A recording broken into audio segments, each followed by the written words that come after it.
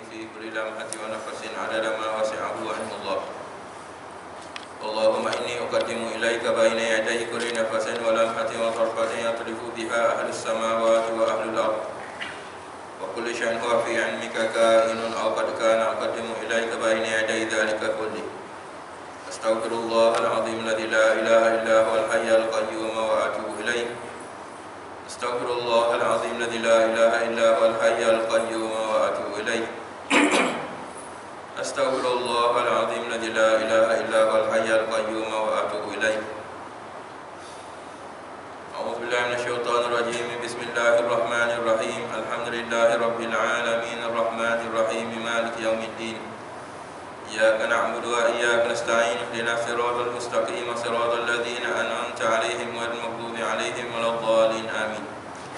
سبحانك لا علم لنا إلا ما علمتنا إنك أنت العليم الحكيم. رب اشرح لي صدري ويسر لي أمري واحلل عقدة من لساني يفقهوا قولي. اللهم إني أسألك وأتوجه إليك بنبيك محمد صلى الله عليه وسلم نبي الرحمة. يا سيدنا يا محمد إني أتوجه بك إلى رب أن يكشف عن بصري وبصيرتي، اللهم فشفعه فيا. اللهم نور قلبي بنور معرفتك وهدايتك حتى أفهم ما أقول ويرحم ما أقول وينتفع ما أقول. قال المصنف رحمه الله تعالى ونفعنا بعلومه آمين. Bismillahirrahmanirrahim.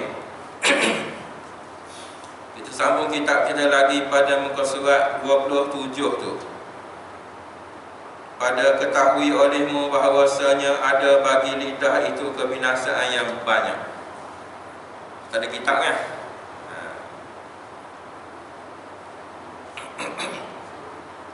Kita kuliah kita sebulan sekali saja. Maknanya nak kena ada kitab lah kalau boleh. Kitab tu maknanya tanda kita belajar. Padahal sini banyak kitab ni. Bismillahirrahmanirrahim.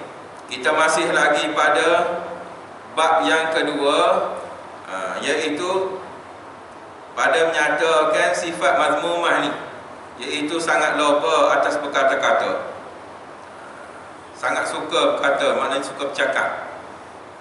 Pada bab pertama dulu, iaitu berkait dengan sangat suka makan. Yang ni sangat suka bercakap pula.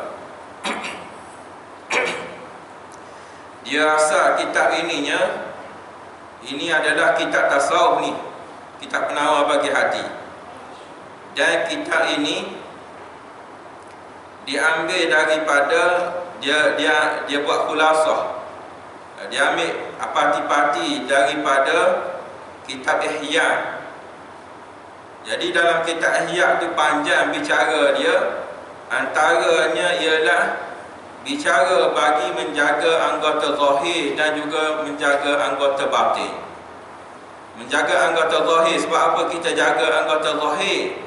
Sebabnya anggota zahir tu yang kita dah bicara dahulu sebelum ni, iaitu 7 anggota. Matanya, kemudian telinganya, kemudian mulutnya, kemudian lidahnya, kemudian tangannya, kemudian kakinya, kemudian perutnya dan juga faraj. 7 anggota badan semua.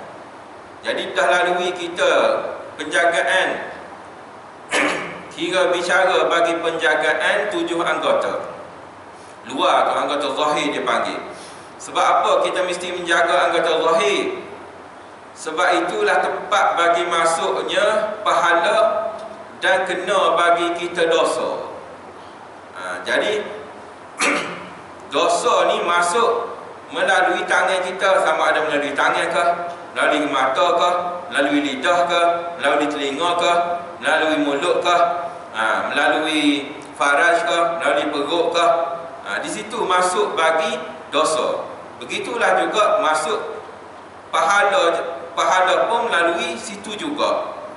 Jadi apa kesan dia? Kalaulah masuk pahala, Allah Ta'ala akan beri cahaya pada hati tu. Sebabnya kalaulah kita kata kita buat dosa, Nah, hadis Nabi sallallahu alaihi wasallam, Nabi kata, "Idza aznaba 'abdun dzamban." Apabila seorang hamba itu melakukan satu dosa, nukkita lahu fi qalbihi nuqtatun sauda. Allah Ta'ala akan titik di dalam hati dia satu titik hitam. Jadi apabila dosa yang kita buat melalui telinga kah, kita dengar orang mengopak kah, ataupun mendengar perkara-perkara yang tidak molek yang Tuhan larang kah, ataupun kita tengok perkara-perkara maksiat kah, setiap kali tengok tu, setiap kali boleh dosa yang datang melalui anggota zahir kita tu, Tuhan titik satu titik hitam pada hati. Jadinya implikasi dia akan jadi kotor hati dan bersih hati tu. Kalau masuk tu dosa, jadi bersih hati. Kalau masuk dosa, jadi kotor hati. Kalau masuk pahala, akan jadi bersih hati dan bercahaya dia dan cerah dan macam Ibnu Athaillah kata, hati itu seperti cermin. Kita dah royak selalu sini. Hati itu seperti cermin. Dia dapat tangkap nur. Kalau cahaya dia dapat tangkap. Tapi itu asal hati kita. Tapi apabila hati kita ni kotor dengan sebab titik hitam tadi, kita tak tahu bab pula, jadilah hati kita tu umpama cermin yang ada padanya debu, kotoran. Jadi apabila cermin tu kena kotoran sikit, habis berdebu muka cermin tu, jadi dia tak boleh nak serap cahaya lah. Tak dapat nak guna cermin tu, tak dapat nak tangkap cahaya tu, tak dapat. Begitulah juga dengan hati kita. Apabila penuh dengan dosa, itu masalah dianya. Apabila keluar daripada hati tadi, hasil daripada dosa yang dibuat oleh anggota badan tu, anggota zahir ni, dia akan buat keluar pula buah dia melalui sifat-sifat mazmumah. Melalui sifat mazmumah. Kalaulah hati itu bersih, akan keluarlah sifat mahmudah, sifat yang dipuji syarat. Jadi kalau hati itu kotor, itu tandanya orang tu hati kotor tu, tanda dia semua sifat-sifat yang keluar daripada hati dia, perbuatan dia semua tu akan keluar sifat-sifat mazmumah, sifat-sifat kotor. Itu tanda dia. Jadi kita nak tahu tanda hati kita bersih ataupun tidak, tengok apakah sifat yang keluar daripada hati kita tu. Kalau hati kita keluar sifat-sifat yang baik, alhamdulillah lah, maknanya itu hasil daripada apa yang kita jaga daripada anggota badan tu. Kalau keluar daripada kita sifat-sifat mazmumah, sifat-sifat kotor, maknanya yang banyak masuk di dalam anggota badan kita tu, melalui anggota badan kita tu, iaitu perkara-perkara kotor dan juga dosa. Jadi antara sifat mazmumah yang kita dah bincang dah, yang ada pada hati tu, yang pertama sekalinya, banyak makan, suka makan. Suka makan yang habis dah. Itu setengah daripada sifat mazmumah, suka makan. Yang keduanya yang kita sedang baca sekarang ni, iaitu suka bercakap pula. Kita sambung. Ketahui olehmu bahawasanya ada bagi lidah itu kebinasaan yang banyak. Banyak sebab bagi binasa ni, jatuh seorang tu di dalam kebinasaan dengan sebab lidah dia. Tetapi memada akan dikau, cukuplah akan dikau, kerana menolak akan semuanya. Nak cukup bagi kita untuk nak tolak semua kebinasaan tadi, benda-benda bahaya yang datang daripada lidah. Benda bahaya di sini ialah benda sebab bagi masuk neraka lah, bukan bahaya yang kita faham macam bahaya dunia ni, tidak. Ini bahaya ni kalau ulama bercakap dalam tasawuf, bahaya yang menyebabkan masuk neraka. Itu tak ada lebih besar daripada bahaya yang ni. Kalau kena bahaya atas dunia tak apa lagi, boleh berobat, boleh berapa semua boleh lagi, boleh minta tolong. Tapi kalau kena bahaya akhirat, tak ada ubat dah. Tak ada ubat. Dia ubat akhirat ni, kalau kotor, neraka.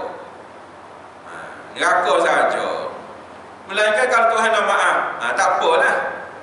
Sebab haru bagi Allah Ta'ala untuk nak maafkan orang yang buat banyak dosa sekalipun, haru. Kecuali dosa syirik saja. Itu Tuhan tak maaf di akhirat esok. Syirik. Orang yang menduakan Tuhan ataupun orang yang menyekutukan Tuhan, disembah Tuhan lain. Itu Tuhan kata dalam Quran, Tuhan tak maaf dah. Tapi kalau seorang itu bawa dosa yang banyak sekalipun, kalau Tuhan nak maaf, tak ada masalah. Atas kemurahan Tuhan belaka. Sebab tu Nabi kata, setiap orang itu akan masuk syurga bukan dengan sebab, bukan dengan sebab amalan dia, tak. Katanya sahabat, baginda Rasul pun macam mana? Adakah akan masuk syurga dengan sebab? Dengan sebab, bukan sebab amalan. Nabi kata bala. Bahkan aku pun bukan masuk syurga dengan sebab amalan aku. Jadi sahabat tanya, habis tu apa sebab orang boleh masuk syurga di akhirat esok? Semua itu Tuhan masukkan syurga dengan rahmat dia. Dengan rahmat. Sebab tu dalam Usuluddin kata, seorang itu kalau dia bawa datang dosa banyak sekalipun, kalau Tuhan nak maaf di akhirat esok, itu hak Tuhan. Kalau seorang ni dia buat banyak pahala sekalipun, kalau Tuhan nak masukkan neraka dia, itu hak Allah Ta'ala juga tu. Begitu. Dari usul ni begitu. Bukan wajib bagi Allah Ta'ala masukkan orang banyak dosa dalam neraka, dan wajib bagi Tuhan masukkan orang yang buat pahala ni dalam syurga. Tak wajib. Tak ada wajib bagi Allah Ta'ala. Tapi janji Allah Ta'ala, Tuhan tak mungkin janji. Yang pentingnya Tuhan tak mungkin janji. Jadi orang yang buat pahala, faman ya'mal mithqala dzarratin khairan yarah, siapa yang buat sebesar zarah sekalipun daripada pahala, dia akan dapat pahala dia dan juga nikmat dia. Wa man ya'mal mithqala dzarratin syarran yarah, siapa yang buat jahat walaupun sebesar zarah sekalipun, sebesar debu tu, sekalipun, dia akan dapat ganjaran dia di akhirat esok. Tapi dosa syirik, Tuhan tak maaf. Innallaha la yaghfiru an yushraka bihi syai'a. Tuhan tak akan maaf sekali-kali orang yang datang akhirat esok dengan dosa syirik. Dosa syirik Tuhan tak maaf. Wa yaghfiru ma duna dzalika liman yasha. Tuhan ampun dosa yang lain daripada dosa syirik, ikut Tuhan lah. Itu hak dia. Ada banyak cerita berkait dengan orang yang datang ke akhirat esok dengan dosanya penuh, pahalanya tak ada.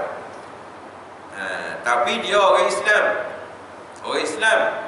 Sebab apa? Sebab dia muflis. Muflis. Ada hadis Nabi SAW, orang yang rugi akhirat, orang yang rugi, paling rugi di akhirat esok ialah orang yang muflis. Jadi sahabat tanya, macam mana muflis akhirat? Dia datang dengan banyak pahala, tapi dengan sebab hijau dunia dia banyak sangat, duk mengopak orang, duk keji orang, jadi pahala dia duk bagi ke orang akhirat esok. Orang akan tutup akhirat esok, hang ni bagi, hang ni bagi, hingga tak ada pahala dia satu pun nak bagi pada orang. Dengan sebab masih lagi dia berhutang dengan orang, kena pikul dosa orang pula. Kena pikul dosa orang, hak dia tak habis lagi bayar hutang. Kena pikul. Itu orang muflis betul di akhirat esok. Gitulah. Bukan mana muflis macam kita tak ada harta, tak ada apa semua atas dunia ni, tak. bahkan dia pergi ke akhirat esok dengan pahala yang banyak, pahala puasanya, Nabi kata pahala sembahyang tahajudnya, tapi tak boleh itu sikit. Dia tengok orang mengopak, jumpa ni mengopak, duk keji orang, duk khianat orang, duk. Kita harap kita bukan masuk daripada situ lah. Sebab tu kita mari mengaji.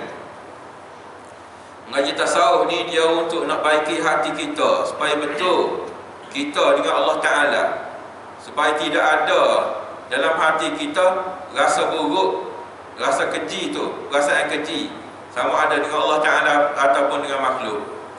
Kalau belajar usuluddin ni nak kenal Tuhan dan nak kenal Rasul kita macam mana, Tuhan kita tu macam mana, Rasul kita tu macam mana. Belajar fiqh ni, belajar untuk nak buat khidmat pada Allah Ta'ala dengan betul, mengikut bagi syarat suruh macam mana. Itu ilmu tiga ni nak kena ada pada kita. Paling kurangnya fardu ain kena lepas. Kalau tak lepas fardu ain teruk dah.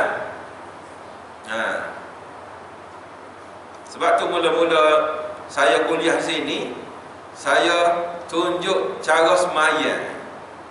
Mula-mula saya mengajar sini dulu, mungkin lebih daripada 10 tahun lepas. Saya tunjuk cara semayang satu.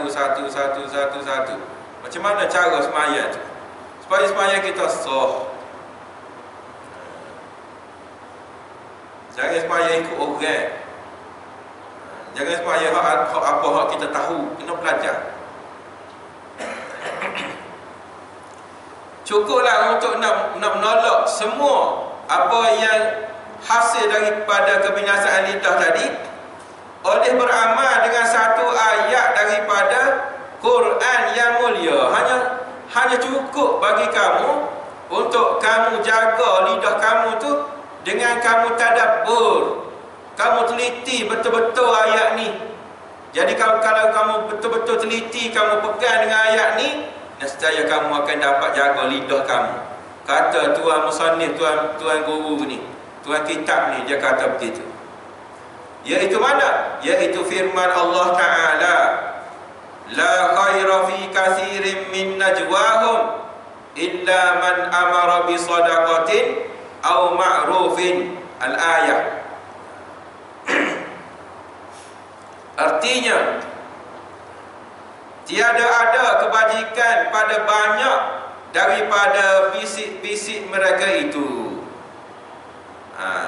Maknanya dari segi kita nak bercakap-cakap, tidak ada banyak kebajikan yang datang daripada bercakap tadi. Bisik-bisik tu mana bercakap lah.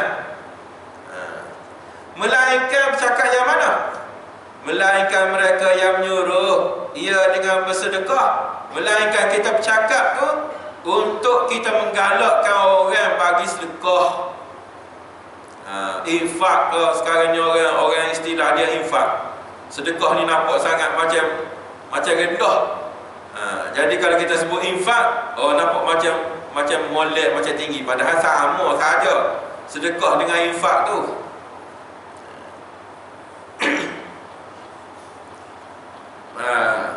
Atau kebajikan, sama ada seorang itu menyuruh dengan seorang itu bersedekah, menganjurkan seorang itu untuk bersedekah, ataupun dia bercakap apa-apa yang menyuruhkan kepada kebajikan, suruh buat baik.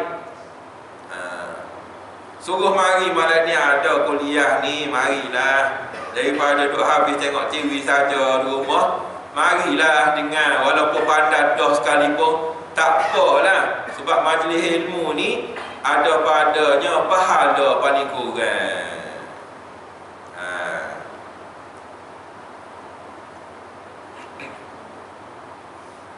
Sekurang-kurangnya kita habiskan dengan mendengar orang baca kitab.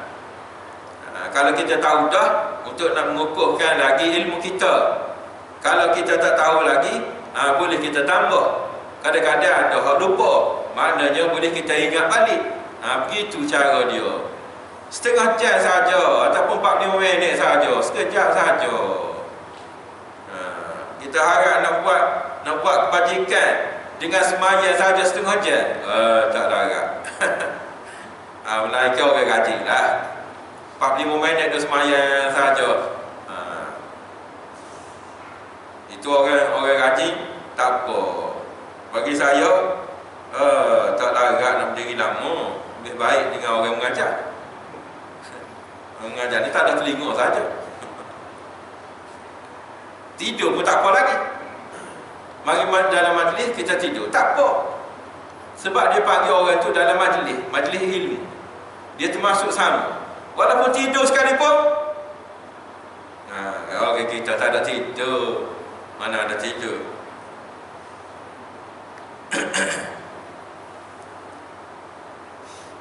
Melainkan orang yang kuliah tu suara dia mendayu-dayu sangat sampai tidur belakang. Atau mendamaikan antara manusia. Ada orang bergaduh. Dua orang bergaduh ni. Jadi dia lah guna mulut dia tu untuk nak mendamaikan. Tak payahlah kita ni orang sama Islam ni, tak payahlah nak panjang-panjang benda hak tidak molek ni. Saling maaf lah. Kalau dia salah, mu maaf. Kalau mu rasa mu ada salah, mu minta maaf dengan dia. Tapi kebanyakan orang bergaduh ni, dia rasa dia betul belaka. Setiap orang dia rasa dia betul. Jadi apabila rasa betul itu dia panggil orang yang sombong. Orang sombong. Dia rasa dia betul, itu makna sombong. Kita rasa kita salah sama. Apabila kita rasa kita salah, kita mula untuk nak minta maaf.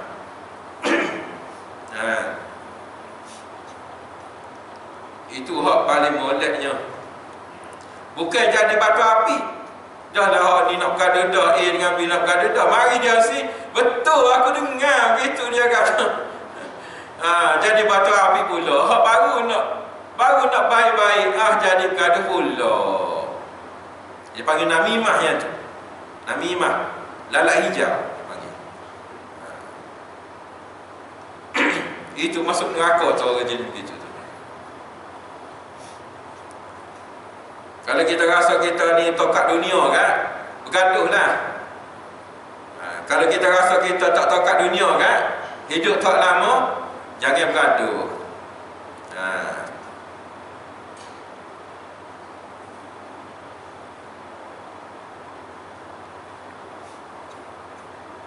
Nabi kata la yahillu li muslimin an yahjura akahu fawqa thalathi layalin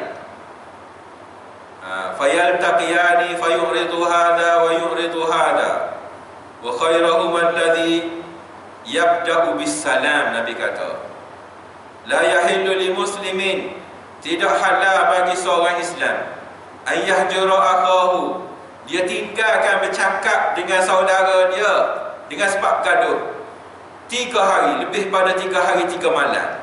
Nabi bagi tempoh masa kalau nak bergaduh boleh 3 hari saja.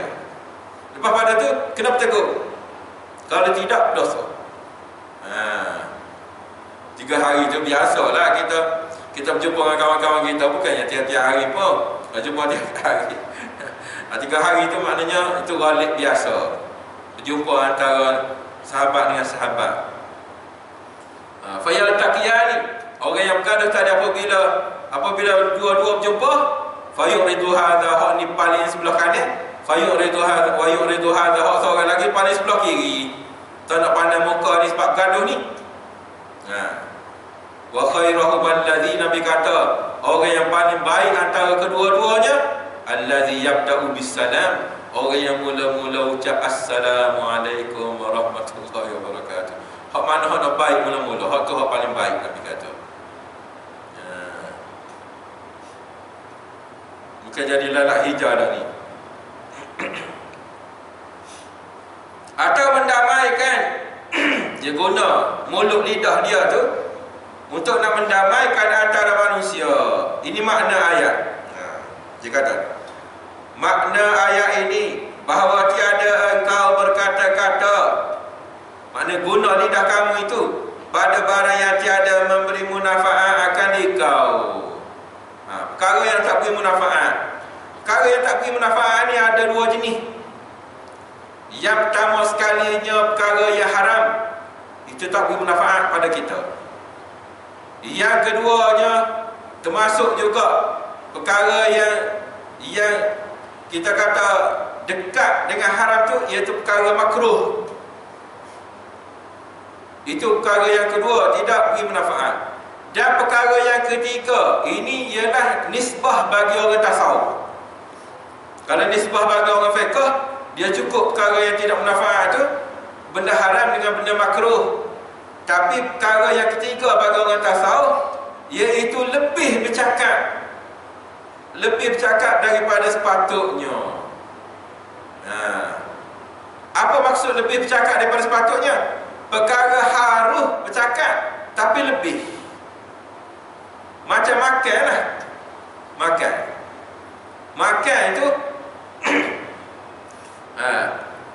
makan itu asal hukum dia halal. Tetapi kalau sampai 3 pinggan, adakah jatuh jadi haram ke? Tak. Tak jatuh haram. Selagi boleh sumbatlah. Asalkan jangan apabila sedawa bukan keluar angin, keluar nasi, hal tu tak boleh haram. Hingga akan tunduk mutah.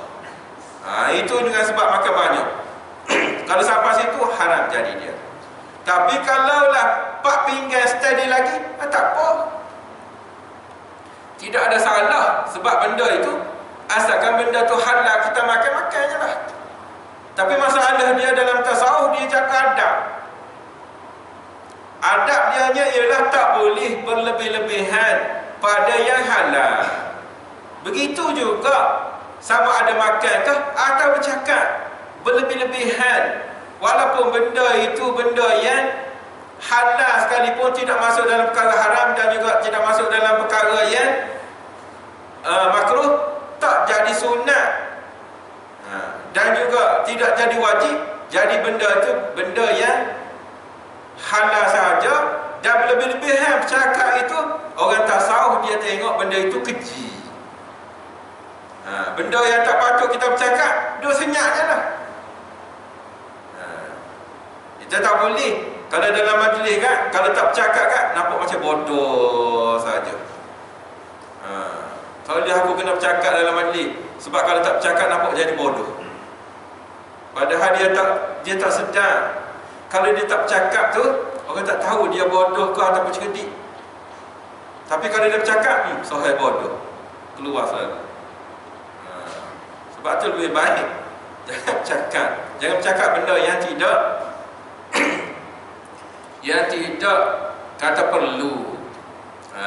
Min husni islamil mar'i, kata Nabi, antara keelokan seorang itu tarkuhu ma la ya'nihi, dia tinggal apa yang tidak penting bagi dia tinggal. Kalau tak penting bercakap banyak, tak usah bercakap banyak lah. Dia senyap saja. Senyap saja. Jangan bercakap banyak. Lepas ni orang kata kita, pada kuliah tak bercakap banyak lah orang ni. Sekala bercakap banyak, lepas tu tak bercakap banyak.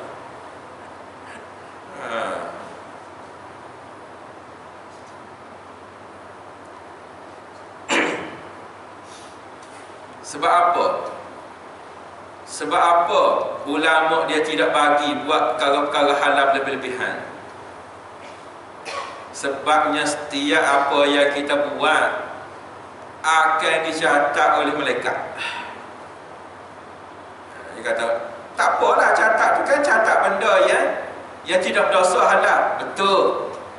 Tapi akhirat esok, setiap benda, sama ada halal ke, haram ke, harum ke, makruh ke, wajib ke, Tuhan kira belaka benda tu.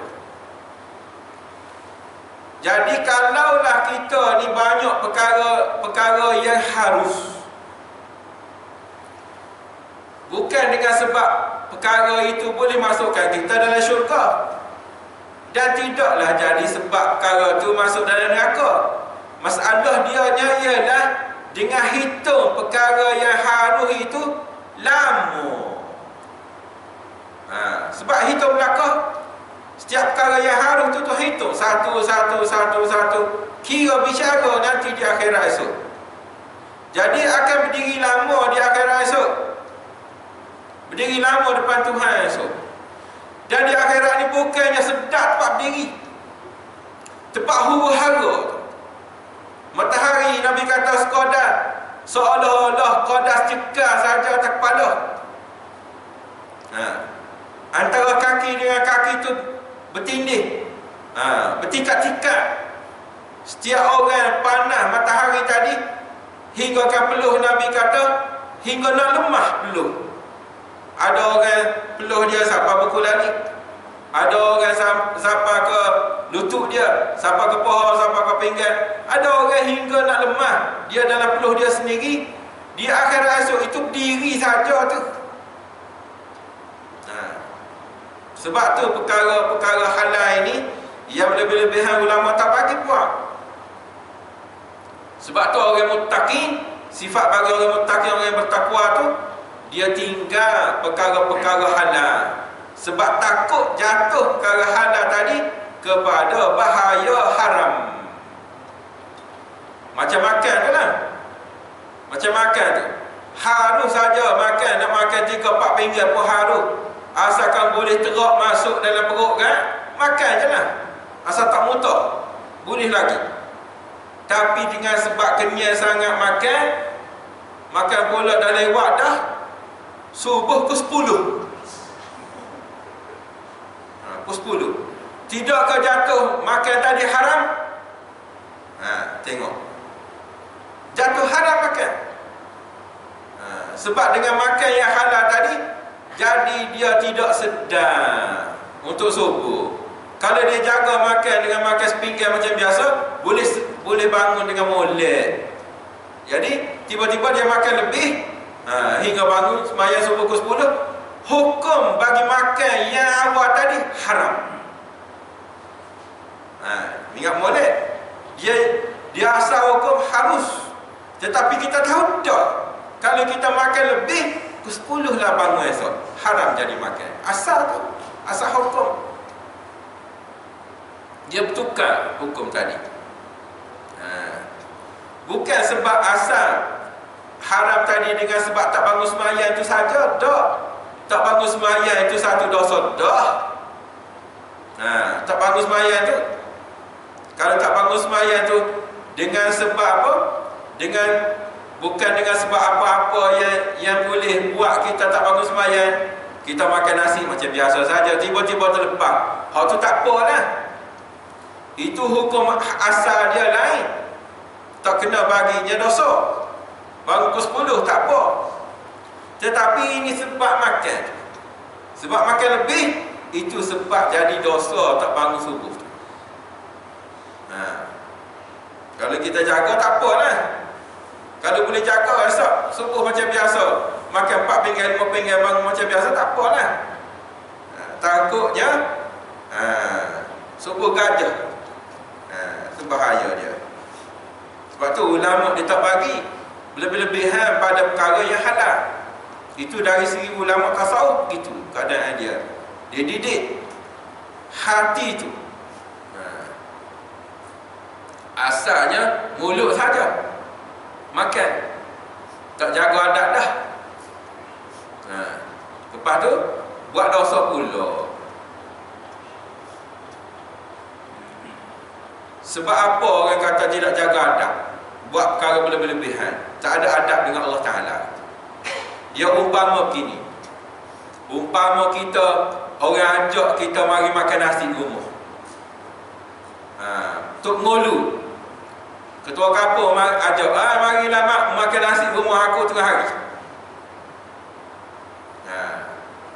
Ataupun kita sebut sebab Tuhan ni raja, kita kata raja negeri, Sultan Selangor ajak kita mari makan tengah hari di Istana Beta. Kita pun gigi sampai tempat makan. Dia banyak makanan. Jadi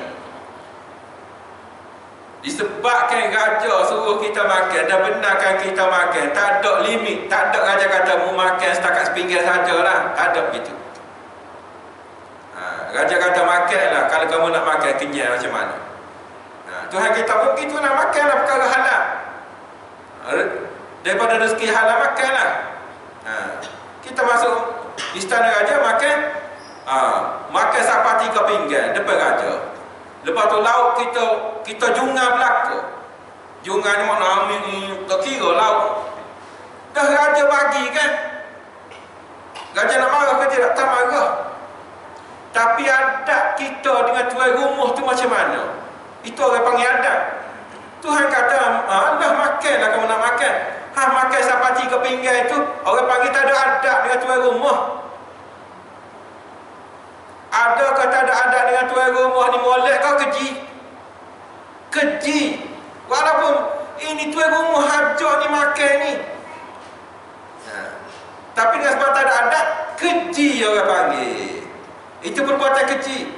Akhirat semua begitu lah. Kalau kita bawa perkara yang halal, haruh ini berlebih-lebihan banyak, keji kita di akhirat esok. Dengan sebab tak ada adat kita dengan Allah Ta'ala tu. Kena ingat situ.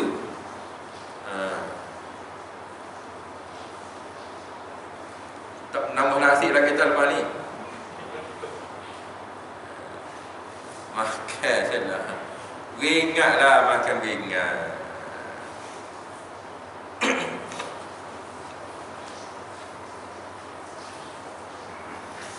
Dan engkau simpankan akan perkataan engkau pada yang memberi faedah. Kamu guna mulut kamu, lidah kamu tu untuk kamu cakap atas perkara yang memberi faedah saja. Umpama tadilah, umpama suruh orang bersedekah, perkataan yang baik itu Nabi kata sedekah. Perkataan yang baik tu, kita bagi nasihat pada orang itu sedekah. Kita bagi semangat pada orang yang patah semangat, itu sedekah tu, perkataan tu. Bukan makna semata-mata sedekah ni kalau kita suruh orang infak ke apa, itu makna yang sempit orang panggil. Makna yang lebih luas lagi makna sedekah ni. Kita baca subhanallah, subhanallah, alhamdulillah, alhamdulillah, itu dapat pahala sedekah tu. Semua dapat pahala sedekah. Ada cerita dalam hadis kan, tentang orang miskin ni. Dia tengok seorang kaya dapat sedekah, dia pun pergi mengadu, ya Rasulullah, kami ni orang miskin, macam mana kami nak dapat pahala sedekah? Nabi kata baca subhanallah, subhanallah, alhamdulillah, alhamdulillah, la ilaha illallah, Allah Akbar. Zikir itu adalah sedekah. Lepas tu dia meningkatlah, tanya lagi, sahabat tanya lagi, ya Rasulullah, kalau orang kaya itu dia pun baca juga, macam mana? Nabi kata pun tak dideki dengan dia dah. Tak dideki dengan dia dah. Kalau kamu nak cara macam dia, kamu kena cari harta sedekah. Tapi kalau nak pahala sedekah, banyak cara. Kalau orang kaya buat juga baca zikir, tu muka-muka nak deki dengan dia. Tak ada buat apa dah. Maka ada padanya kelepasan. Jadi kalau kita bercakap perkara-perkara yang baik, jaga lidah kita daripada perkara-perkara yang buruk tu, maka ada padanya kelepasan daripada kebinasaan. Dapat selamat kita, sama ada selamat dunia dan akhirat, dua-dua selamat. Bahaya dunia ni bahaya apabila kita terlepas bercakap. Kadang-kadang orang tak tahan, orang pukul. Ataupun kalau kita ni jenis orang suka bercakap, tak ada peluang langsung nak bagi pada orang lain bercakap. Dia saja bercakap, orang benci. Lama-lama hilang kawan, sorang. Buat gapo bercakap dengan orang ni, tak ada peluang kita.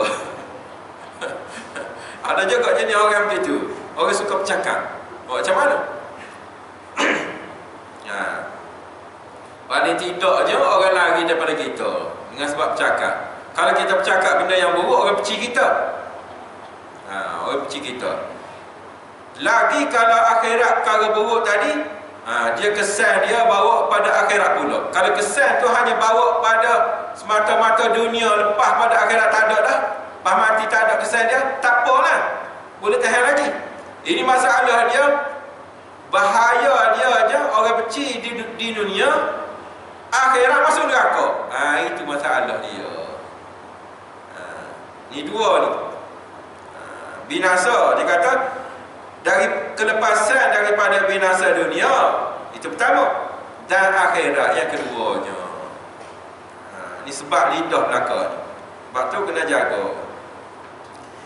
Dikehendaki dengan barang yang tiada memberi manfaat itu. Perkataan yang tidak memberi manfaat itu apa? Yang keluar daripada lidah kita, iaitu perkataan yang jikalau ditinggalkan dia, nescaya tiada luput dengan dia oleh pahala akhirat. Itu perkara yang tidak memberi manfaat. Perkara yang tidak memberi manfaat ni, apa-apa yang kita buat tak akan dapat pahala akhirat. Kalau kita tinggal, dapat pahala akhirat. Jadi kalau perkara yang harus, tak ada pahala akhirat, itu orang panggil sia-sia. Sia-sia. Kalau perkara yang sia-sia, orang panggil tak ada adab. Tak ada adab lah. Perkara sia-sia. Pahala sia-sia ni akhirat tak ada padanya pahala, dosa pun tak ada. Orang panggil perkara tu sia-sia. Atau tak ada padanya faedah dunia, atau faedah dunia yang sangat dihajatkan dia. Apa-apa sahaja, kalau kita bercakap perkara tu, tak dapat kita untuk apa-apa sahaja faedah bagi dunia tu tak ada.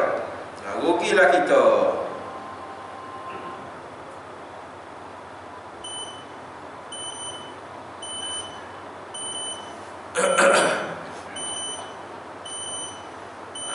Itu maknanya nak kena jaga kita.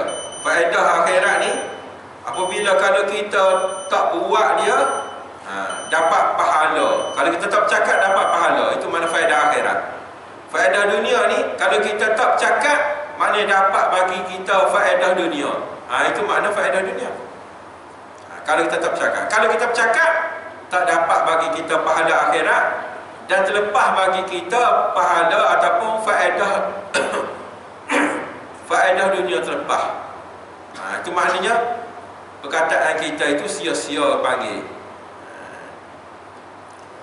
Dan barang siapa menyimpankan ia daripada perkataan atas yang memberi manfaat, menyimpan itu maknanya menggunakanlah, mengguna atas perkataan dia atas perkara yang memberi manfaat, nescaya sedikit oleh perkataannya. Orang nakkan pada perkara akhirat ni, dia nak kena jaga lidah dia. Macam mana nak jaga lidah dia? Jangan bercakap banyak. Dia kata nescaya sedikit oleh perkataannya. Sedikit sahaja dia bercakap. Orang yang nak jaga akhirat. Sebab tu kalau kita baca kitab-kitab ulama tasawuf, antaranya kitab apa? Antaranya kitab Tajul Arus. Tajul Arus bagi Ibn Atta'illah. Dia kata setengah daripada ulama zaman dahulu lah, dia boleh bilang perkataan dia sehari berapa. Dia tahu setiap perkataan dia tu, dan dia tahu berapa bilangan perkataan dia dalam sehari. Ini maknanya setiap apa yang dia nak tutur, nak cakap, dia dah hitung dah. Dia dah hitung awal, dan dia dah teliti awal apa yang dia nak cakap. Barulah dia boleh hitung berapa perkataan dia dalam sehari. Dan apabila dia dapati perkataan dia tu ada benda-benda yang tidak memberi manfaat pada dia di akhirat, dia istighfar. Dia istighfar dan taubat pada Allah Ta'ala. Kalau ada perkataan yang tidak memberi manfaat.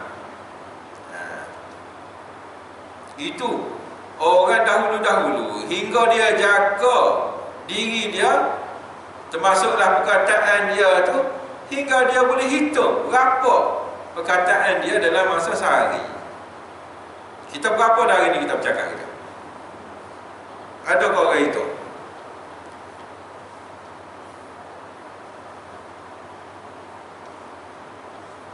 Kata kalau begitu lebih baik jadi bisu lah. Betul. Betul, lebih baik bisu. Tapi adakah orang bisu tak buat dosa kok? Saya pernah tengok orang bisu ngopak. Bukan dengan mulut. Orang bisu ngopak. Ada di kapal saya. Orang Minah Bisu nama dia. Tapi kalau dia pergi depan orang, oh, dia tunjuk orang ni, oh. Dia tunjuk orang tak baik berlaku. Dia mengopak. Nak mengata orang tak baik. Tapi bukan dengan mulut. Dengan mulut-mulutnya dia buat, muncul-munculnya.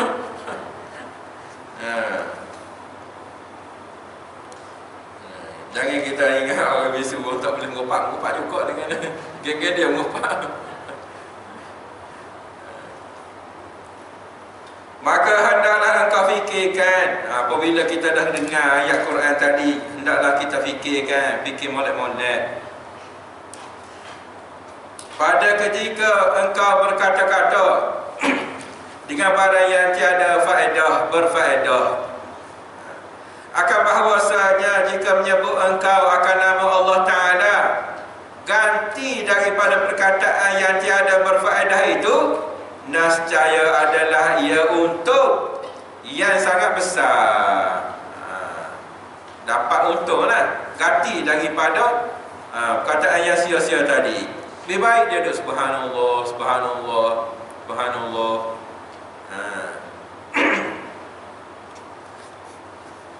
Tak pakai tasbih pun tak apa, sebut subhanallah. Tapi kalau kita pakai tasbih ni, dia mudah ingat. Bukan kita nak hitung 100 subhanallah, subhanallah, tak. Apabila ada benda di tangan kita ni, mudah untuk kita ingat pada Tuhan. Kalau tak ada benda-benda kan, dia seolah-olah tasbih ni, dia nak mengingat kita. Selain daripada kita nak hitung jumlah lah, nak hitung jumlah, dia kalau kita pakai tasbih ni, kita sendirinya dia jadi seolah-olah macam membantu kita untuk ingat pada Allah Ta'ala kalau pakai tasbih. Macam orang pakai kepiyuh lah juga. Orang pakai kepiyuh, dia akan jaga. Orang pakai kepiyuh ni, dengan sendirinya dia akan jaga. Takkan orang pakai kepiyuh nak pergi beli 6 ekor. Masuk dalam kedai 6 ekor, pakai kepiyuh, kurang-kurangnya dia simpan piyuh dia ada poket dia baru pergi beli. Itu dia panggil membantu, bagi buat amal dia panggil. Jangan kita marah pada orang pakai tasbih, oh ni riak ni. Kita tak tahu orang macam mana. Jangan. Jadi kalau kita pakai tasbih, dia dapat bantu kita untuk kita ingat nama Allah Ta'ala, untuk kita ingat untuk zikir pada Allah Ta'ala. Kerana zikrullah itu menyerupai ia akan sepotong mah, dia kata. Sepotong mah, dia kata. Ini dia buat bandingan perkataan-perkataan yang elok daripada zikrullah lah. Dia umpamakan dengan sepotong mah. Ni berharga ni, mah ni. Dan perkataan yang tiada berfaedah itu menyerupai ia akan sepotong daripada tanah yang kerah, tak ada harga. Maka betapa suka orang yang berakal. Betapa mana bagaimana suka orang yang berakal meninggalkan ketuk emas dan mengambil ia akan ketuk tanah yang kerah. Macam mana kalau orang tu orang yang betul otak dia nak pilih tanah daripada emas? Orang ni betul ke tidak ni?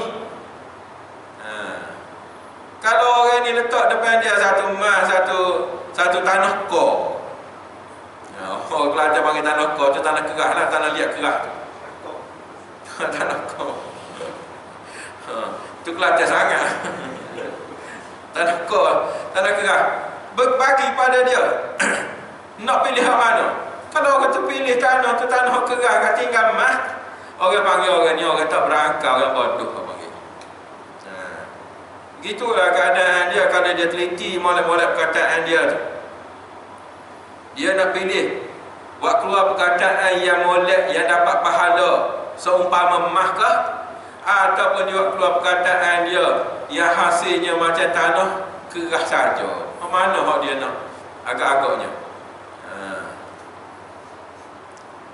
Ini jika perkataan itu tiada ada padanya dosa.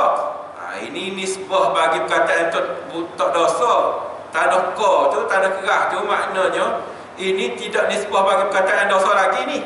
Harus saja. Maka jika ada padanya dosa, nascaya telah rugi ia dengan sebab meninggalkan emas dan mengambil ia gantinya akan sepotong api. Pula dah. Kalau keluar tu tanah saja tak apa lagi.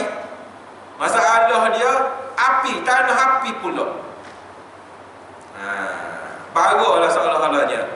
Yang demikian itu rugi yang sangat besar. Bagi orang yang diberi pilihan, nak emas kah, nak tanah kor kah, ataupun nak bara api. Kita pilih hak mana ni? Kalau orang yang betul-betul orang ada akal, mestilah pilih emas. Kalau pilih tanah kor tu, tak ada apa-apa dia. Tidaklah kata rugi dan tidaklah kata untung tanah kor tadi. Tapi itulah yang kita kata tadi, orang yang tak ada adab dengan Tuhan, begitu keadaan dia. Kalau pilih api, itu maknanya orang ni sengaja, bukan setakat bodoh lagi, tidaklah. Lebih pada bodoh lagi, double bodoh panggil. Bodoh murakkab. Maka setengah daripada segala perkataan yang tiada memberi manfaat itu. Jadinya kita akan jumpa sebulan lagi. Sebab tu saya ambil masa sedikit tu. Sebab sebulan pula kita nak jumpa ni. Kita akan sambung pula. Apakah jenis-jenis misal perumpamaan daripada perkataan-perkataan yang tak ada beri faedah. Kita akan sambung semula insya-Allah taala bulan depan lah. Sebab kuliah saya setiap minggu yang pertama hari Jumaat kan. Satu perkara yang saya nak ingatkan di sini, sama-sama kita beringatlah, berkait dengan sembahyang kita ni. Dia ada sembahyang kita ni rukun, perkara-perkara yang wajib. Kalau kita tak buat rukun tu, maknanya sembahyang kita tidak sah. Dia rukun ni ada 3 jenis. Ada rukun yang berkait dengan qalbi, berkait dengan hati. Ada rukun yang berkait dengan fi'li, perbuatan. Ada rukun yang berkait dengan qauli, bacaan. Ini dalam sembahyang hak wajib. Tak sekira hak sunat lah. Kita nak jaga hak wajib dulu. Jadi hak paling penting yang kita kena jaganya ialah rukun qauli tu. Semua kena jaga. Tapi hak saya nak sentuh pada ni berkait dengan rukun qauli. Rukun qauli ni ada berapa saja, sikit saja. Yang pertamanya takbir. Takbir pertama tu, takbiratul ihram tu, itu rukun qauli. Itu biasanya tak ada masalah. Orang kata takbir Allahu Akbar, biasa saja. Yang keduanya baca Fatihah.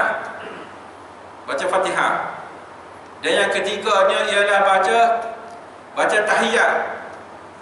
Baca tahiyat termasuk pada tahiyat akhir. Baca tahiyat tu termasuklah juga dengan syahadah dan selawat. Dan yang keempatnya iaitu salam. Itu sahaja rukun qauli. Jadi hak penting kita kena jaga rukun qauli ni ialah dari segi tamakninah dia. Biasanya tak terkena tamakninah ni pada masa takbir, tak apa. Yang tu Allahu Akbar biasa. Masalah dia ialah pada baca Fatihah. Masa mana baca Fatihah tu? Iaitu apabila kita naik daripada sujud ataupun kita duduk tahiyat akhir, tahiyat awal, kita nak bangun semula, kita kena baca Fatihah. Jadi nak baca Fatihah tu biar ambil nafas dulu. Biar ambil nafas dulu. Kita daripada bawah, kita berdiri tegak, biar duduk tamakninah dulu, diri tu, ambil nafas dulu, baru baca Bismillahirrahmanirrahim. Jangan kita bergerak tu tak habis lagi, tak ada diam lagi, duk baca bismillah dah. Bismillah tu rukun tu. Bismillah tu rukun.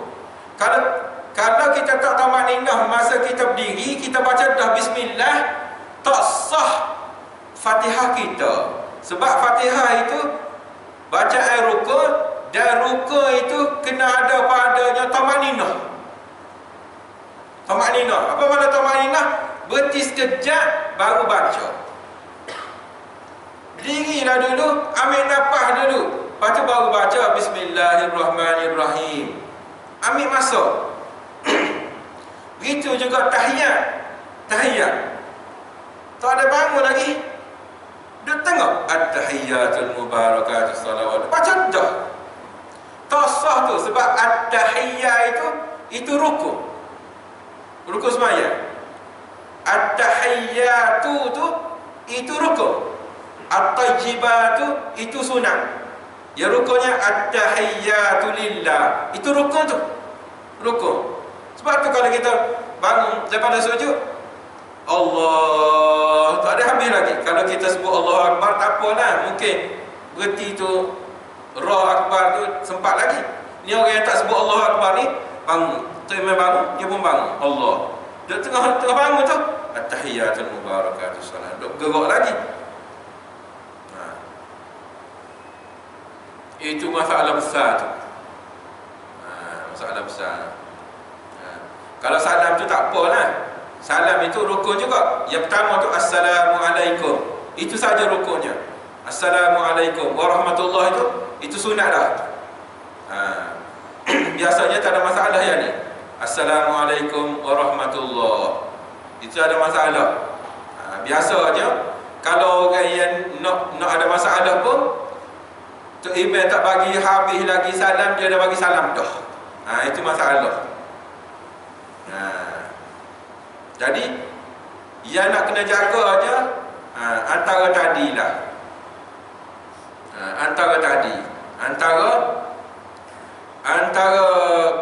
Antara Fatihah yang kita nak bangun daripada duduk tu,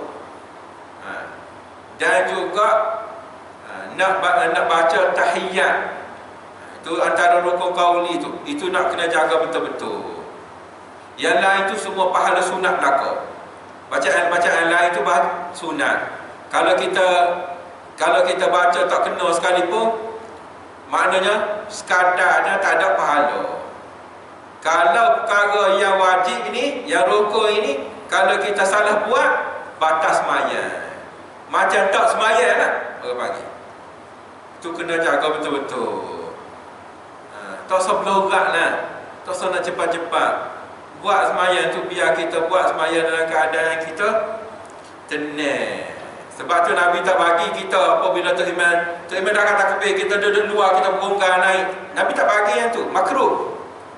Orang datang dengan keadaan beronggar. Beronggar tu maknanya berlarilah, bahasa Kelantan gitu. Itu sajalah maknanya. Nanti kalau kita ada apa-apa lain, kita sentuh yang lain pula. Wallahu subhanahu wa ta'ala. A'udzu billahi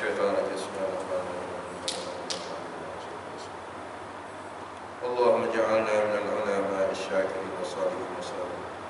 Allahumma inna nas'aluka ta'jil afiyatika wa sabran ala maniyatika wa Rabbana la tuzigh qulubana ba'da idh hadaytana wa hab lana min ladunka rahmah لنا من أزواجنا وذرياتنا قرة أعين واجعلنا. اللهم اغفر لنا ذنوبنا ولوالدينا ولمشايخنا ولأهلنا ولجميع المسلمين والمسلمات. ربنا آتنا في الدنيا حسنة وصلى الله وسلم على